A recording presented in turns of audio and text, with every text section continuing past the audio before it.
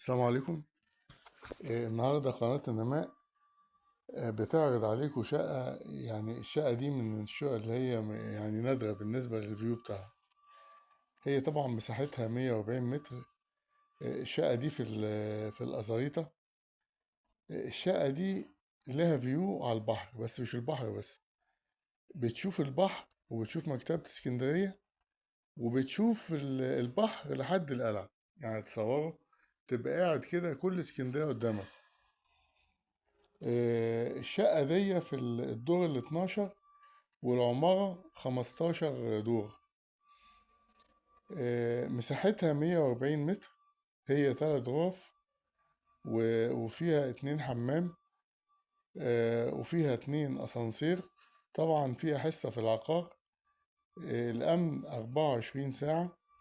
ومدخل العمارة دي مدخل فندقي، والمباني حديثة. يعني المباني بالنسبة للعمارات جديدة تعتبر سنة 2004.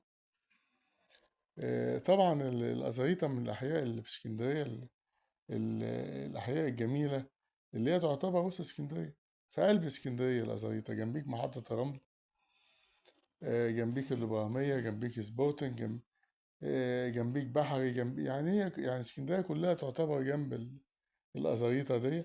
كمان في من الأزاريطة لو أنت مسافر على طريق صحراء أو زراعي جنبك. يعني الصراحة هي حي ممتاز. طبعا قناة النماء بترجو إن الشقة دي تحوز على رضاكم. لمزيد من التفاصيل يرجى الاتصال على رقم 0120 180 8594. طبعا بنرجو من حضراتكم الاشتراك في القناة وعمل الإعجاب، وبندوس على زر التنبيه عشان تقدر قناة النماء توصل لكم كل جديد. وشكرا.